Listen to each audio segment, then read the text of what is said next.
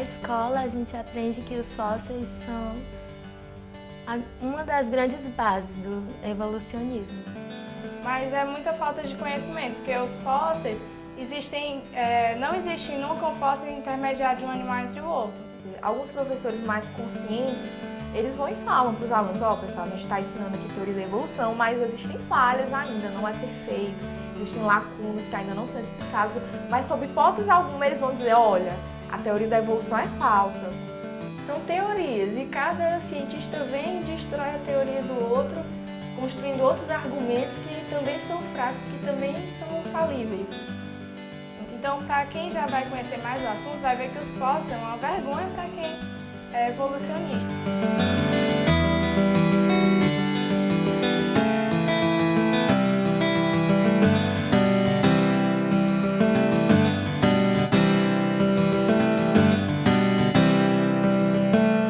Com todos os efeitos especiais da cinematografia de hoje, nem sabemos mais o que é real e o que é fictício. Já ouvi várias pessoas que me perguntaram se os dinossauros realmente viveram na Terra do passado. Sou Randall Milton Pollard, autor do livro No Princípio Criou Deus os Céus e a Terra, e autor desta data show que faz parte de uma série chamada Projetado ou Por Acaso. Garanto que os dinossauros existiram na Terra. Aqui há uma costela de um triceratopsio que eu tive o privilégio de desenterrar na região Hell Creek, no estado de Montana, nos Estados Unidos, em julho de 2005. Quando descobrimos fósseis na Terra, é como ler um livro antigo que descreve uma época totalmente desconhecida.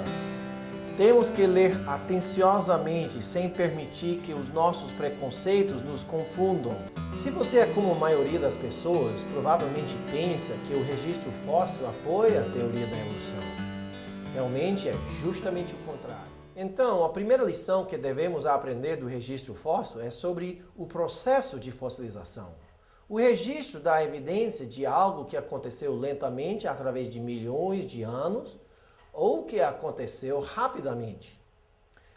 Tinha que ser lentamente porque os fósseis levam milhares e milhões de anos para se formar. É? Podemos cientificamente observar a fossilização acontecendo hoje? Como é que funciona? Se um animal morresse na mata, ele normalmente viraria fóssil? O que é necessário para algo orgânico se tornar pedra? Os fósseis podem se formar hoje? A petrificação de algo requer quantos anos? Milhões? Não. Requer os produtos químicos certos na água. Engenheiros furaram um poço de gás natural no estado de Louisiana em março de 1997. Eles instalaram um cano para limpar o poço de água e gás impuro antes de usá-lo. Depois de 3 meses, o material não passava mais. Quando abriram o cano de aço, descobriram que o cano estava totalmente entupido com pedra, carbonato de cálcio. Este é justamente o material que faz a petrificação dos fósseis. Os fósseis não requerem milhões de anos, nem centenas de anos para se formar. No museu em Nova Zelândia, há um chapéu inglês petrificado, totalmente de pedra. Como é possível se a petrificação requer milhões de anos? Realmente, quando as condições são certas, a petrificação é rápida. No caso deste Edmontossauro, vocês acham mais fácil acreditar que ele morreu naturalmente, caiu no chão e nenhum animal ou organismo que se alimenta de carniça mexeu com ele durante milhares de anos enquanto esperava ser enterrado em sedimentos e transformar-se em pedra? Ou que morreu e foi enterrado rapidamente na lama de uma grande enchente. Então, a primeira lição que devemos aprender do registro fóssil é que faz muito mais sentido entender que se formou rapidamente no enterro rápido, na água, com os minerais certos presentes. Então, a fossilização pode acontecer hoje, sim, só que não a observamos acontecendo com bastante frequência para justificar o que encontramos nas pedras. Obviamente, houve um grande matança no passado que matou e enterrou rapidamente bilhões de organismos com água e lama. Aparentemente, a grande matança começou com um grande desastre nos mares. Estranho como isto combina perfeitamente com a descrição bíblica de um grande dilúvio onde a Bíblia diz: romperam-se todas as fontes do grande abismo. A segunda lição que devemos aprender do registro fóssil é sobre o número de fósseis. Onde os fósseis se encontram? Somente no Brasil? Não. No mundo inteiro. Há vastas áreas de centenas de quilômetros quadrados, de até 1 quilômetro de profundidade, ou mais, cheias de fósseis. Há bilhões e bilhões de fósseis. Como aconteceu tudo isto?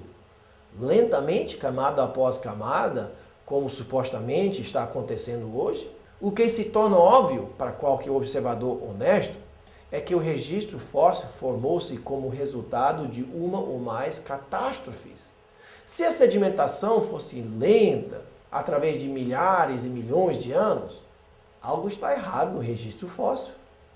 Em Scroggins, da Nova Escócia, Canadá, observamos vários exemplos do tronco de uma árvore petrificada atravessando o que seria milhares ou milhões de anos de sedimentação. Como é possível? Conforme a ideia de uniformitarismo, era necessário que este tronco de árvore ficasse na posição quase vertical durante milhares de anos, esperando a sedimentação acumular-se ao seu redor? Só há uma explicação.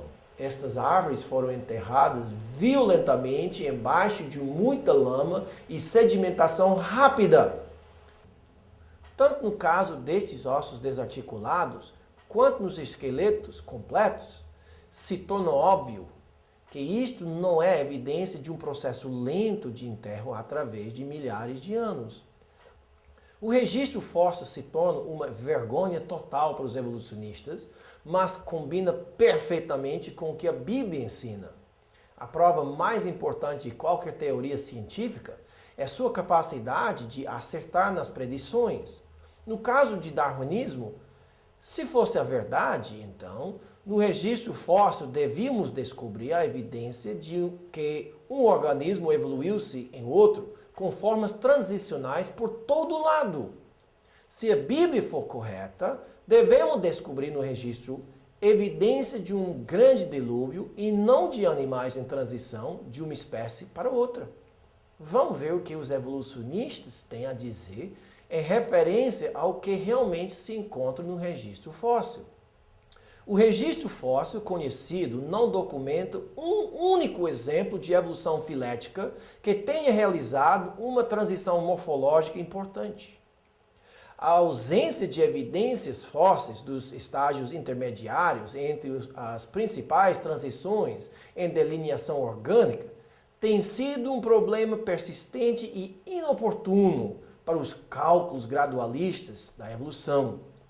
Nenhum evolucionista verdadeiro, quer gradualista, quer adepto do equilíbrio pontuado, usa o registro fóssil como evidência em favor da teoria da evolução, em contraposição à da criação especial.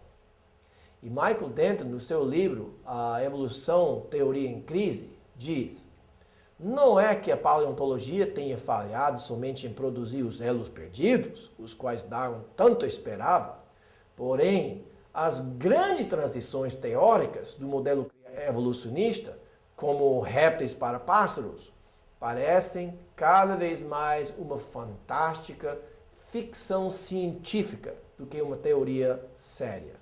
Apesar das opiniões ao contrário, o registro fóssil é uma vergonha, uma enorme vergonha para os evolucionistas.